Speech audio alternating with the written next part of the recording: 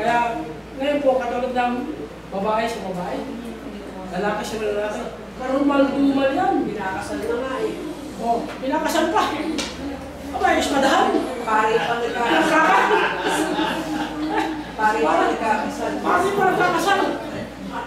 Hindi ba nila nakakita sa banal na kasal? Hindi ngayon, may tomboy bakla rin.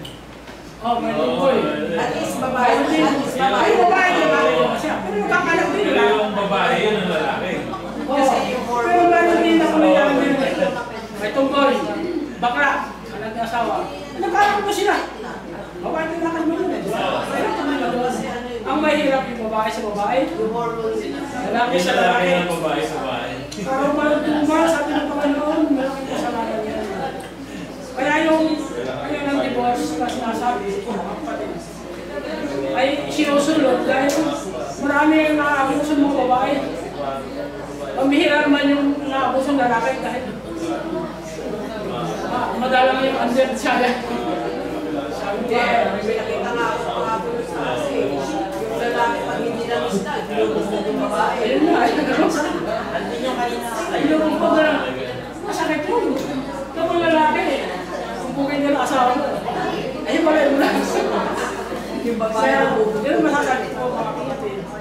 Ang pagkakasawa, hindi parang kanin ko. Kung sinunod na initan, dalawa. Ang kanin pwede, pero ang asawa, forever. Ako buhay. Wala masasakit yun mga kapatid. Kay Sister Daisy po, thank you po kay Brother Limon sa sharing. Alam mo yung tanong ko po, yung isang galing kay nanay. Apo, sige po. Yung kanino daw binili ng Diyos, yung iniwan ng lalaki ang magulang at sasama sa babae. Kanino yung binili yun? Eh, ba talaga? Apo, sinabi po yun sa Genesis chapter 2. Okay, ang tanong lang, wala na siyang magulang. Apo, Wala ano? siyang magulang. Apo, ano po siya? Kumbaga, parang sa general view na nakita ng Diyos na ganun yung mangyayari. Na parang, iba nila lang po sila, pareho sila single. Ano lang sila? Design. Pero lumalabas doon sa salita na parang may pinagbilinan. Ano po? Kasi ganun yung formal na, di ba, yung sinasabi Brother Limon kanina, yung mamamanhikan. Parang ganun na, ipagpapaalam mo, kami po ay mag-aasawa na. Parang gano'n, merong pagbibiling. Parang gano'n yung pinapakita doon na merong sinabihan. Kaya inano na ng Diyos, kumbaga, parang ipinakita na doon na silang dalawa ay magiging isang laman. Pero bagaman sila walang magulang, pero meron nang nakapaloob doon na parang paalam. Parang gano'n. Opo. Sa view. Opo. Yung sa akin naman tanong, Opo. kunyari, ang lalaki, babaero. Opo. Ang babae na nanatiling, single. Opo. Kunyari, gano'n, may mga anak. Sino ba mas nagkakasala? Yung tinutolerate mo yung asawa mo sa ginagawa niya kahit sinasabi mo gumagawa na. Tapos in the long run, nakikita ng mga anak kung ano yung ginagawa ng asawa mo na pwedeng maging pattern.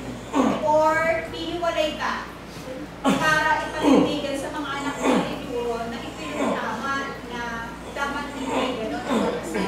Ano yung mas nagkakasala sa dalawa? Yung mananatili kang magtitiis ka na meron kayong mga anak na pwedeng maging, ano yun?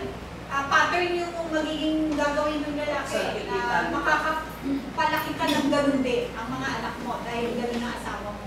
At nagiging witness ka dun sa ginagawa na ano man ang pasaway dahil saway na ginagawa mo hindi mangyari kumino. Paano yun? Mananatili ka bang magtitiis o hihiwalay ka na lang para lang sa mga anak?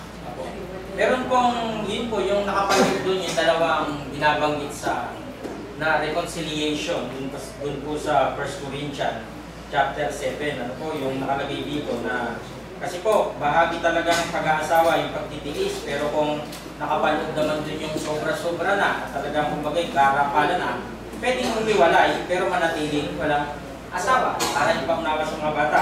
Sa 1 Corinthians 7:11 po, ang ganito ang nakalagay. Datapat kung siya'y humiwalay, 1 Corinthians 7:11, manatiling walang asawa, o kaya'y makipagkasundo sa kanyang asawa, may reconciliation. at huwag hiwalayan ng lalaki ang kanyang asawa. Dapat yung desisyon ng lalaki nandun pa rin. Pero kung siya yung umaayaw na, wala na tayong magagawa doon kundi manatiling mag-isa. Ang sabi rito sa ano ba to? Verse 20. Ito kasi chapter 7 po ay usapin ito ng pag-aasawa. Ano po? Ang sabi dito sa 7:24, mga kapatid, hayaan ang bawat isa'y manatili sa Diyos sa kalagayang itinawag sa Kanya. Halimbawa, parang ganito po. Brad, hindi ko alam dati yan eh. Ngayon nalaman ko na. Ngayon lang ako naliwanagan tungkol dyan sa usapin na yan. Ano ibig mo sabihin? Kaya, babalik ba ako sa dati ko asawa? Hindi. Kasi bakit? Doon sa past, wala ka pang alam doon. Ngayon ka lang naliwanagan eh. Diretso mo na. Ngayon. Yun yung binabanggit dito sa 7:24. Mga kapatid, hayaan ang bawat isa'y manatili sa Diyos sa kalagayang itinawag sa Kanya. Hindi ka na para bumalik pa kasi nakita niyo yung sample. Magiging karumal-dumal eh. Magiging babalik pa pupunta sa isa. Hindi po. So, makikita natin, meron talaga siyang nakapaloob na dalawang bagay na pagtitiis at saka yung reconciliation. Ano po? Nandoon nakapaloob dahil may mga tanong dyan na hindi ko alam dati yung tungkol niyan dahil wala naman akong alam sa Bible. Yung Christian ako, ngayon lang ako na-convert. Ganon din yung nangyari kay Apostol Pablo sa unang Timoteo 1:13. Ang sabi ni Pablo, bagaman ang una ako'y naging mamungusong at manguusik sa iglesia, mga alipusta. Gayon may kinahabagan ako, sapagkat yung ginawa ko sa di pagkaalam sa kawalan ng pananampalataya. So kung ngayon mo lang ito nalaman, okay lang. Ang masama nito, matagal mo nang alam, ginawa mo pa. Doon. So doon may charge ang Diyos na, alam mo na ituro na to, alam mo na na iparating na pero ginawa mo pa rin. Doon po magkakaroon ng problema. So, mahabang ano po ito, mahabang usapin, pero iiwanan ko po sa inyo ang sinasabi dito sa, nandito po kasi lahat yan sa aklat ng unang Korinto, ang kasagutan, dahil may sumulat ni Apostol Pablo tungkol sa usapin ng pag-aasawa. Ang sabi ni Apostol Pablo sa 1 Corinthians 7:27, natatali ka ba sa asawa? Huwag mong pagsikapang ikaw ay makakalag. Ikaw bagay kalag sa asawa, huwag kang humanap ng asawa. So malinaw po, ano po, yung nais parating sa atin ng salita ng Diyos, na talagang ang nasa ilalim ng kautusan ng ating Panginoong Hesus, magagawa yon. Kaya nila nagagawa ito, wala silang alam. Ano po, hindi nila alam yung bagay na to. Kaya, ang makakasunod lang sa ganyang bagay yan ang magiging option, napakadelikado po. Kasi nakikita natin sa future, masisira ang kasagraduhan ng kasal.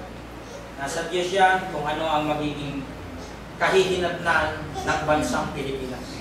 So sana po, nasagot yung mga ilang katanungan doon sa ating ano po. Sige po. Kasi yung pagtitiis. Yung pagtitiis po. Sa pagtitiis, kasi kung yung ibang babae, dalawa lang hahati yung babae o kung lalaki man. Para ano yan, yung ang tawag sa'yo, kahit sino. Kadalasan, yung babae, magtitiis para na lang masabi yung pamilya. Diba? Pero ang consequence nun, dahil sa pakikisama na lang, para masabi kung buong pamilya, hindi masira ang mga anak.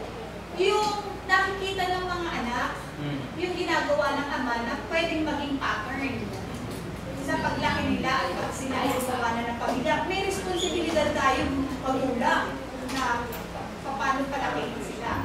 So ngayon, ang tanong ko lang, ano yung mas nakakagawa ka ng pagkakasala? Yung magtitiis ka ba meron siyang mga anak na in the long run, pwedeng gano'n na maging yampak nila. Or aalis ka kasi para makipaalam mo sa kanila, iniwalay, sisirain mo dahil para ipaalam sa mga anak na hindi tama yun. Mas maganda po yun, yung ihiwalay. Mas maganda yung ihiwalay na ipaalam dun sa mga bata yung pangyayari na nakaseparate. Ito parang ganito mag-isa.